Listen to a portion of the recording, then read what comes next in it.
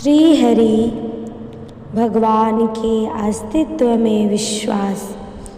निश्चय करो भगवान है, भगवान ही एकमात्र तुम्हारे परम प्रयोजनीय है। तुम्हें केवल उन्हीं की आवश्यकता है और तुम्हें उन्हें पाने की निश्चित अधिकारी हो।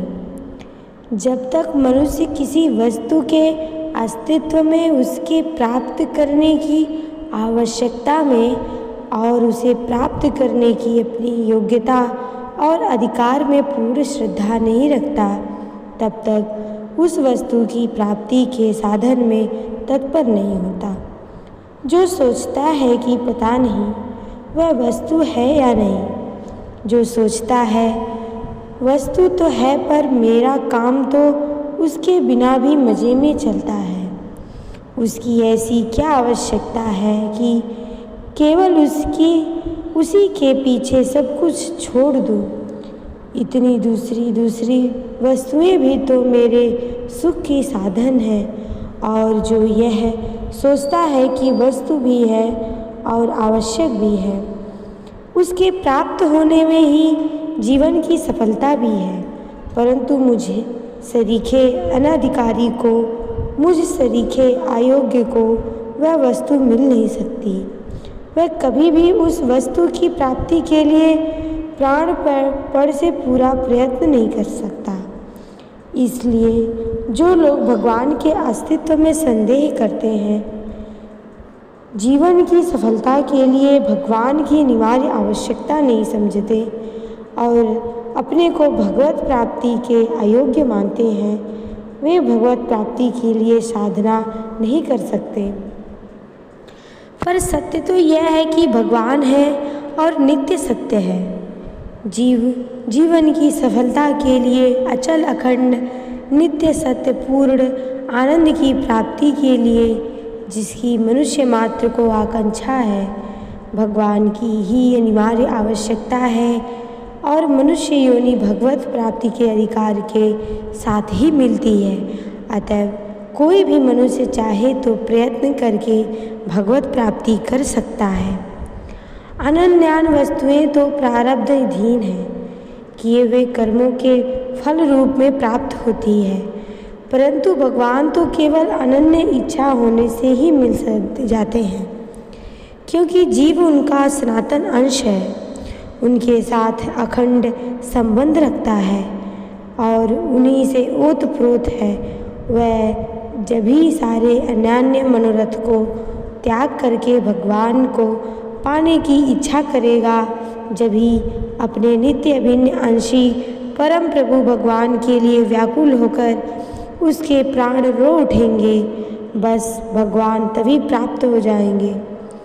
भगवान के समान अपना आत्मीय अत्यंत समीप और नित्य निरंतर सर्वत्र का साथी अपना और कोई भी तथा कुछ भी नहीं है। जैसे अपनी चीज़ पर अपना अधिकार होता है, वैसा ही अधिकार परम प्रेममयी प्रभु पर तुम्हारा है। अनन्यान वस्तुएं तो जड़ या सीमित ज्ञान वाली होने के कारण चाहे तुम्हारे मन की व्याकुलता को तथा तुम्हारे अधिकार को नहीं समझे, पर भगवान तो सर्वव्यापी सर्वत्यस्यु तथा नित्य सत्य चेतनानंदघन होने से तुम्हारी हर एक बात को जानते हैं। जब देखेंगे कि तुम्हारे मन में उनकी एकमात्र उन्हीं की चाह जाग उठी है, तुम उनके दर्शन के लिए आतुर हो, बस तभी तुरंत वे तुम्हें दर्शन देकर तुम्हारे अपने बनकर तुम्हें सदा के लिए कृतार्थ कर देंगे। भगवान और भगवान की लीला। दुनिया में दो ही चीज़ें हैं, भगवान और भगवान की लीला। जड़ चेतन सब कुछ भगवान है और इसमें जो कुछ हो रहा है सब उनकी लीला हो रही है। एवं जब भगवान कल्याणमय मंगलमय है, तब उनकी लीला भी वस्तुतः कल्याणमयी मंगलमय ही है। अपने आप को समझो कि तुम कौन हो। माता पिता पुत्र कन्या पति पत्नी राजा प्रजा धनी गरीब और वृद्ध बालक आदि बाहरी रूप क्या तुम्हारा वास्तविक स्वरूप है? नहीं, कभी नहीं। तुम्हारा असली स्वरूप तो त्रिकाल में एक तथा एक सा रहने वाला आत्मा है, जो परमात्मा भगवान का अभिन्न सनातन अंश है और जो जगत के सारे प्राणियों में एक है। उस विश्वात्मा भगवान के अनंत रूप ही जगत के ये सब प्राणी हैं और विश्वात्मा भगवान ही इन सब प्राणियों की विविध विचित्र क्रियाओं के रूप में अपनी लीला कर रहा है। वह स्वयं अपने आप ही अपने आप से ही अपने आप में ही और अपने आप बने हुए खिलौनों से सदा खेल रहे हैं। खेल देखने में सुंदर हो या भयानक, करुण हो या रौद्र, शांत हो या विभत्स, है खेल ही और उसके प्रत्येक स्तर में तथा प्रत्येक स्थल में खिलाड़ी की सुंदरतम समरस कला का प्रदर्शन हो रहा है और साथ ही उसके परम मधुरतम सौंदर्य का भी। इस रहस्य को समझो और इस दृष्टि से जगत को, कार्यों को, जगत की घटनाओं को और जगत के स्वरूप को देखो। फिर इस अनित्य और असुख जगत में सर्वत्र, सब समय और सब रूपों में नित्य अनंत कल्याणमय सत्य शिव सुंदर सच्चिदानंद भगवान का दर्शन और स्पर्श प्राप्त होगा और तुम सदा सर्वदा परम शांति परमानंद में निमग्न रहोगे। याद रखो, तुम तभी तक भगवान की इच्छा के साथ अपनी इच्छा का मेल नहीं कर सकते जब तक अपने को उनसे भिन्न, अपनी इच्छा को स्वतंत्र और अपने विचारों को पृथक सत्ता समझते तथा उन्हें महत्व देते हो। सब कुछ में और संपूर्ण क्रियाओं में भगवान की अखंड और अनंत मंगलमय सत्ता का अनुभव प्राप्त होने पर सभी बातों में तुम उनसे सर्वथा सम्मत हो जाओगे। फिर अपनी स्वतंत्र कामना का अस्तित्व रहेगा ही नहीं। जब भगवान की मंगलमय इच्छा से तुम्हारी इच्छा का ऐक्य हो जाएगा, तब तुम स्वाभाविक ही जगत में सदा सर्वत्र उनकी इच्छा अनुकूल परिस्थिति का अनुभव कर सकोगे। फिर तुम्हारा सभी के साथ मेल हो जाएगा, क्योंकि तुम सब में एकमात्र उन्हीं को देखोगे जो तुम्हारे में है। यह निश्चय करो कि मैं भगवान में हूँ और भगवान मुझ में हैं और बाहर भीतर भगवान से पूर्ण होने के कारण मैं नित्य मंगल और नित्य कल्याण में ही स्थित हूँ। ये निश्चय करो कि जगत में अमंगल है ही नहीं, क्योंकि भगवान में कभी अमंगल की कल्पना ही नहीं होती। जैसे छोटे शिशु के मन में काम की भावना का अभाव होने से वह काम की कल्पना भी नहीं कर सकता, इसी प्रकार जब तुम्हारे हृदय में अमंगल भावना नहीं होगी, तब तुम्हें जगत में कहीं अमंगल नहीं मिलेगा। यह निश्चय करो कि बाहरी वर्ण, जाति, पद, व्यवसाय, शिक्षा, व्यवस्था और कार्य आदि मेरा स्वरूप नहीं है।